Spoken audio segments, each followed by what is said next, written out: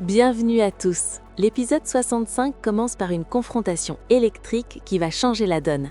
Alejandro, encore sous le choc des récents événements, fait face à Miguel. Le secret est enfin dehors, Sofia, la femme qu'Alejandro a aimée puis chassée avec une violence inouïe, vit désormais sous le toit de Miguel. L'annonce tombe comme un coup près. Miguel ne mâche pas ses mots, il a trouvé Sofia errant dans les rues, détruite, jetée à la porte par celui qui aurait dû la protéger. La tension est à son comble lorsque Miguel lance à un Alejandro incrédule que Sofia ne l'a jamais trahi, qu'elle l'aime toujours et que la scène de lit avec Eduardo n'était qu'un infâme coup monté. Alejandro est déchiré entre la rage et le doute. Doit-il croire l'homme qui a sauvé sa femme ou rester fidèle à sa colère ? Miguel est clair, il ne cherche pas l'approbation d'Alejandro, il protège une femme bafouée.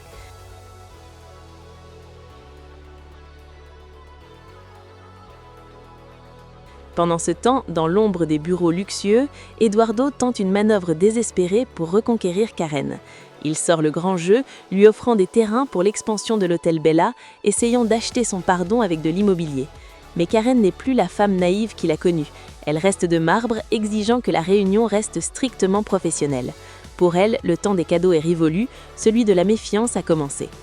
Le venin continue de se répandre lorsque Vanessa retrouve Alejandro. En apprenant que Sofia est chez Miguel, elle s'empresse de déverser son fiel, traitant Sofia d'opportuniste et de manipulatrice. Elle tente de convaincre son frère que Sofia n'a utilisé les Noriega que comme un tremplin vers une vie meilleure. Mais Alejandro, à bout de nerfs, lui ordonne de se taire. La douleur est trop vive et les paroles de sa sœur ne font qu'envenimer une plaie déjà béante. Vanessa, obsédée par la sauvegarde de l'honneur familial, va même jusqu'à rompre ses liens avec Max quand celui-ci prend la défense de Sofia. Pour Vanessa, le monde est noir ou blanc et quiconque soutient Sofia devient son ennemi. Dans un registre plus léger mais tout aussi chargé de tension, nous retrouvons Luis qui se remet lentement de son opération. Sa joie est de courte durée lorsqu'il découvre la romance naissante entre Alan et Blanquita. Le choc est visible sur son visage, une trahison silencieuse de la part de ceux qu'il considérait comme proches. Alan tente bien de s'expliquer, de justifier ses sentiments, mais le malaise est profond. Luis, avec une dignité touchante, assure que cela n'affectera pas leur travail, mais le cœur n'y est plus.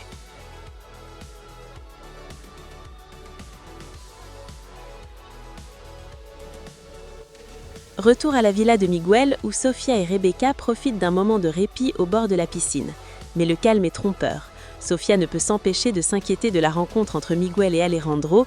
Elle craint les conséquences pour l'entreprise et pour Miguel lui-même. Malgré les encouragements de sa sœur et de Miguel à oublier le passé, le lien qui l'unit à Alejandro semble indéfectible. Comme le souligne si bien Rebecca, Sofia est trop loyale, elle a donné son cœur tout entier et malgré la souffrance, elle ne semble pas capable de cesser d'aimer l'homme qui l'a reniée. Karen, discutant avec Isabella, elle révèle son plan machiavélique. Elle va accepter d'épouser Eduardo, non par amour, mais pour se venger. « Je vais lui faire payer chaque larme », dit-elle avec une détermination effrayante. Elle a compris que pour gagner dans ce monde de requins, elle doit être plus intelligente et plus cruelle que son bourreau. Elle entre dans le jeu d'Eduardo pour mieux le détruire de l'intérieur, ignorant les avertissements d'Isabella qui la prévient qu'elle risque de vivre un véritable enfer. L'action se déplace vers le restaurant de Ponti où un conflit éclate. Un homme agressif vient réclamer de l'argent et s'en prête physiquement à Malena. C'est alors que l'héroïsme surgit de l'intendu, les amis de Ponti interviennent pour protéger la jeune femme, rappelant qu'à Cabo, on respecte les dames. L'agresseur se retire sous les menaces, jurant vengeance, laissant derrière lui une ambiance électrique.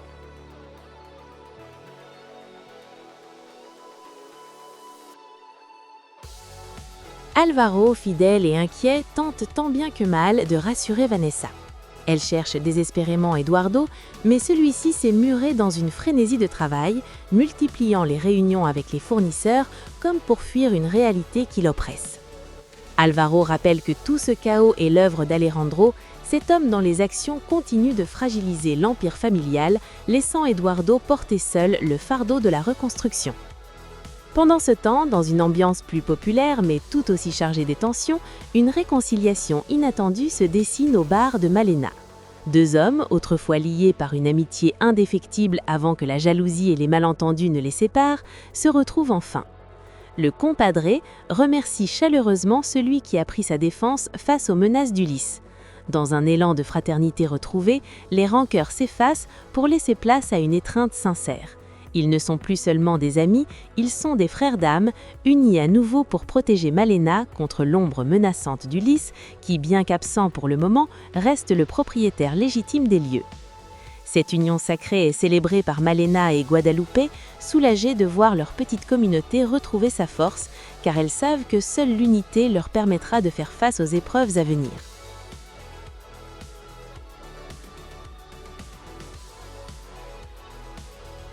Eduardo tisse sa toile avec une froideur calculatrice. On apprend que les fonds destinés aux primes des pêcheurs ont été détournés pour financer son projet de construction ambitieux. Lorsqu'on l'avertit qu'Alejandro a déjà autorisé ses paiements, Eduardo ne sourcille pas. Il décide de puiser dans les investissements de Miguel, leur associé, sans la moindre autorisation. C'est un jeu dangereux qu'il mène, une trahison financière qui risque d'exploser à tout moment. Mais Eduardo est convaincu de sa toute-puissance, prêt à rejeter la faute sur Alejandro si les choses tournent mal. Isabella, rayonnante, annonce à sa mère une nouvelle qui va changer le destin de leur lignée. Karen a accepté d'épouser Eduardo. Pour Lucia, c'est le triomphe d'un projet de vie, l'assurance que sa famille ne manquera jamais de rien en s'alliant définitivement à la puissance des Noriega. Elle exhorte Eduardo à sceller cet engagement avant que Karen ne change d'avis, ignorant que ce mariage est moins une union de cœur qu'un pacte de survie et d'intérêt. Loin de ses cynismes, Sofia se confie à Miguel dans le refuge de leur demeure. Elle est tentée par le souvenir de la trahison d'Eduardo, ce plan machiavélique qui l'a arraché au bras d'Alejandro.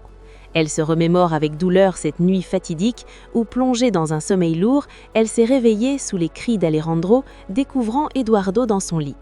Malgré le cœur brisé et le traitement injuste qu'elle a subi de la part d'un Alejandro aveuglé par la colère, elle confesse que son amour pour lui reste intact, une flamme que même l'humiliation ne peut éteindre. Miguel, touché par la détresse de la jeune femme, lui propose alors un nouveau départ. Il deviendra son mentor, lui enseignant les arcanes de l'administration et de la finance. Pour lui, la connaissance est le seul véritable pouvoir et c'est par l'intellect que Sofia pourra enfin se reconstruire et oublier, ne serait-ce qu'un instant, les tourments de son cœur.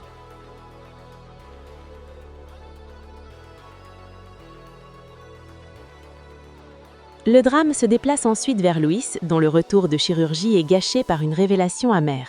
Il découvre avec horreur que Blanquita, la femme qu'il aime en secret, sort désormais avec Alan, son propre patron. La douleur de Luis est d'autant plus vive qu'il se sent trahi par celle qu'il espérait voir l'attendre. Blanquita tente de se justifier, rappelant que c'est lui qui l'a repoussée après son opération, mais le fossé entre eux semble désormais infranchissable. Luis l'avertit avec amertume. Alan n'est qu'un égoïste de la même trempe qu'Alejandro et le temps finira par lui donner raison, bien qu'il craigne qu'il ne soit alors trop tard pour elle. La tension monte encore d'un cran, lorsque Vanessa, dévastée, cherche du réconfort auprès d'Isabella. Elle accuse Sofia d'être un fléau, une femme qui détruit tout sur son passage, incluant sa propre relation avec Max. Isabella, manipulatrice, attise les braises de cette haine, dépeignant Sofia comme une calculatrice se faisant passer pour une victime. Elle encourage Vanessa à aller consoler Alejandro, sachant pertinemment que la vulnérabilité de l'homme est une opportunité à saisir. Eduardo, armé de promesses qu'il sait mensongères, demande officiellement la main de Karen Inscalante. Devant une Karen hésitante mais prête à tout pardonner pour amour, il jure de ne plus jamais revoir cette femme et lui offre un collier étincelant, symbole de son appartenance future à la dynastie Torres. Karen accepte, scellant son destin dans un baiser qui ressemble plus à un adieu à sa liberté qu'à une promesse de bonheur. Mais alors que les célébrations commencent d'un côté, de l'autre, Alejandro s'enfonce dans les ténèbres de l'alcoolisme. Terrassé par le chagrin, il ne supporte plus de savoir Sofia vivant sous le toit de Miguel. Isabella le trouve dans un état de déchéance avancé et tente de le relever. Dans un cri de détresse déchirant, Alejandro la supplie de l'aider, non pas à se venger, mais à commettre l'acte le plus difficile de tous, oublier enfin celle qui fut l'amour de sa vie et qui est devenue son plus grand tourment.